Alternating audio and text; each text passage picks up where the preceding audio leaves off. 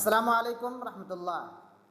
All India मजलिस इत्तेहादुल मुस्लिमीन झारखंड का एक बहुत बड़ा सदस्यता अभियान और कॉन्फ्रेंस होने वाला है 12 तारीख को।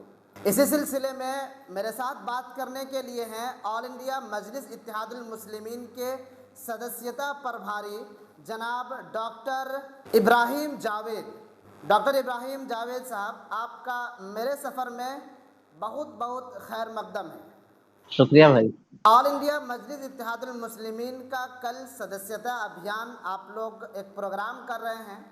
क्या all India Muslim Ittehadul Muslimeen का झारखंड में का रुख है इसकी तरफ? जी, सबसे पहले तो आपका शुक्रिया कि आपने हमें मौका दिया। और आपका जो सवाल है कि मजलिस इत्तेहादुल मुस्लिमीन के मुताल्लिक, तो इसमें दो पहलू निकलते हैं कि मजलिस इत्तेहादुल मुस्लिमीन का झारखंड में रुख है और दूसरा कि यहाँ का अवाम, जो यहाँ की जनता है, उसका रुख मजलिस की तरफ क्या है।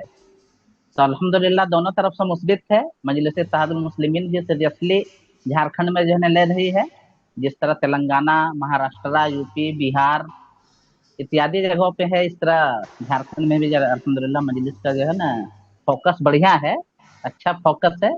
और बाकी जानते ही हैं कि बैरिस्टर ओवैसी के प्रति लोगों का जो जुनून है, जो जज्बा है, वो भी बहुत बड़ा फैक्टर करता है कि झारखंड में मजलिस इत्तेहादुल मुस्लिमीन अच्छा पकड़ बना के रखी हुई है आवाम के बीच में। तो कल जो कॉन्फ्रेंस रखा गया है, ये किन मुद्दों पर रखा गया है? देखिए, अभी तो सीधा सीधी एक ही मुद्दा है कि ज्यादा से ज्यादा सदस्यों को जो है जोड़ा जाए। संगठन की मजबूती उसके सदस्य पे है। अगर सदस्य आपके मजबूत हैं, सदस्यता आपकी अच्छी है, तो मान लीजिए कि आपके संगठन में मजबूत होगी। इसी बुनियाद पे रखी गई है। दूसरी चीज की कार्यकर्ता सम्मेलन भी है ये, कि जो आपके जामताड़ा या इर्द गिर्द में जैसे गिरिडीह है, गोड्डा है, पाकुड़ है, दुमका है, धनबाद है, बोकारो है, रामगढ़ है, इन जगहों से भी उम्मीद है कि भारी तादाद में लोग पहुंचेंगे, जो पार्टी के या तो मेंबर रह चुके हैं, मेंबर हैं, या जो ज्वाइनिंग लेने के सोच रहे हैं, ऐसे लोग इंशाल्लाह पहुंचेंगे और उम्मीद है कि प्रोग्राम सफल हो। ये किस जगह पे है, कहाँ पे प्रोग्राम होने वाला है? ये प्रोग्राम होने वाला है जामताड़ा जिले में, एक जगह है नारायणपुर प्रखंड, वहीं पर दिघारी मोड़ है। दिघारी मोड़ में इंशाल्लाह प्रोग्राम मुनक्किद होगा। अच्छा, एक बात सोशल मीडिया के माध्यम से या पता चली है कि कुछ लोग एमएम के बैनर तले अपना काम कर रहे हैं, लेकिन सदर जो हैं झारखंड के एमएम सदर यानी कि शाकिर साहब एक्सेप्ट नहीं करते हैं।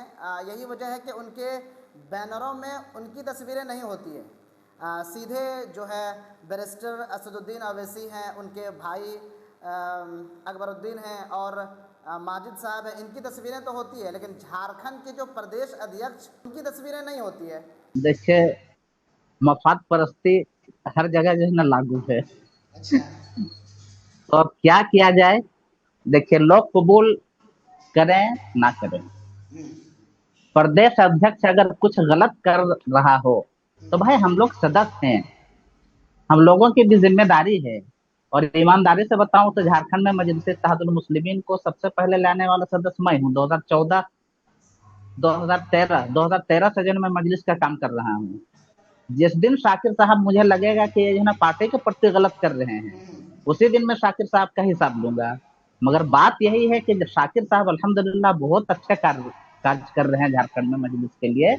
और सबसे अहम चीज, हम कबूल करें ना करें, बैरिस्टर ओवैसी ने उन्हें कबूल किया है। जब बैरिस्टर ओवैसी उनको ओहदा दिए हुए हैं, तो हम कौन होते हैं भाई कि उनको जो है लाम ताम करें? मेरी तो औकात नहीं इसमें। और बाकी जो लोग विरोध कर रहे हैं वो बस मफाद परस्ती है। बहुत तरह के आरोप लगाए हैं। उनमें से कुछ आरोप ये है कि इलेक्शन के बाद उन्होंने एक त्याग पत्र दिया था। सबसे अहम मुद्दा यह है कि त्याग पत्र उन्होंने किन्हें दिया। अच्छा। भाई शाकिर साहब को सदारत बैरिस्टर ओवैसी ने बनाया है, तो त्याग पत्र तो बनता है कि बैरिस्टर ओवैसी को अगर दिए हों तब तो भाई हम मानेंगे।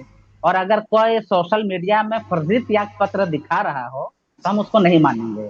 और अगर वाकईतन इन्होंने बैरिस्टर ओवैसी को त्याग पत्र दिया है तो बैरिस्टर ओवैसी इसमें जो है ना समझेंगे भाई। यानी कि ये जिस त्याग पत्र की बात चल रही है वो फर्जी है, फर्जी है, फर्जी, उसकी कोई सच्चाई नहीं है। आखिरी सवाल है। अभी झारखंड में एक मुद्दा जो ख़ास तौर पे अल्पसंख्यक मुसलमानों का है, आलिम फाजिल डिग्री का, इसको लेकर लोग गोलबंदी कर रहे हैं। इस सिलसिले में मजलिस का क्या रुख है? देखिए, अभी झारखंड में बहुत सारे ऐसे समाज सेवी हैं, सोशल वर्कर, जैसे मैं नाम लूंगा जिनसे मेरी हमेशा बात होते रहती है। रांची के एस अली भाई हैं, या गिरिडीह गांडे के मुफ्ती सईद साहब हैं, और दूसरे लोग हैं जो इस मुद्दे में काम कर रहे हैं। मेरी उनसे हमेशा लगातार जो है ना बात होती रहती है, बार बार बहुत बात हो रही है इन मुद्दों पे। और मजलिस का रुख इसमें क्या रहेगा? देखिए, मजलिस एक पॉलिटिकल पार्टी है। मजलिस का इस मुद्दे में बयानबाजी का मतलब हुआ कि बहुत बड़ा इश्यू इसमें होगा, ठीक है। तो जिस दिन हम लोगों को लगेगा कि समाज सेवियों को सियासत की जरूरत होगी, सियासी लोगों की जरूरत होगी, पर्सनली तो हम लोग सब हैं, पर्सनली हम लोग सब हैं, मगर अभी जो है ना बाकायदा पार्टी के जो बैनर है उसके तले नहीं आया गया है। मगर जिस दिन महसूस होगा कि समाज सेवियों को पार्टी की जरूरत है, इंशाल्लाह हम लोग आएंगे। और दूसरी चीज, अभी पार्टी के बैनर इसलिए नहीं आए हैं कि जो भी समाज सेवी काम कर रहे हैं वो बहुत सारी पार्टियों के साथ में जुड़े हुए हैं। कोई क्षेत्रीय पार्टियों से है, तो कोई दूसरे पार्टियों से है। तो कोई भी अगर अपना झंडा लेके आता है, मतलब को वो जो ना मुद्दा डाइवर्ट हो जाएगा। इसलिए अभी हम लोग बेहतर नहीं समझ रहे हैं कि मजलिस का झंडा इसके लिए इस्तेमाल किया जाए। बाकी इंशाल्लाह पूरे 24 जिले में मेहनत की जाएगी इसके बारे में, और आवाज उठाई जाएगी।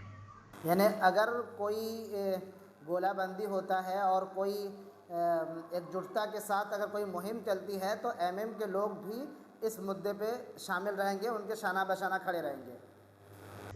जी जी भाई, देखिए, मजलिस इत्तेहाद मुस्लिमीन का मुद्दा ही जो है ना मुस्लिम, दलित, आदिवासी और ऐसे तबकात जिसको दबा कुचला के रखा गया है, जुल्म किया गया हो, उन तबकात के लिए मजलिस हमेशा आवाज उठाई है। बैरिस्टर साहब को आप लोग हमेशा देखे होंगे, प्रेस कॉन्फ्रेंस हो या संसद भवन हो, बैरिस्टर साहब तो इन्हीं मुद्दे पे बात ही करते हैं भाई। और दूसरी चीज की, उर्दू सिर्फ मुसलमानों की मादरी जबान नहीं है, उर्दू जो है ना हिंदुस्तान की जबान है। ये है कि उर्दू किसी किसी एक मजहब की ज़बान नहीं है, ये हिंदुस्तान की ज़बान है।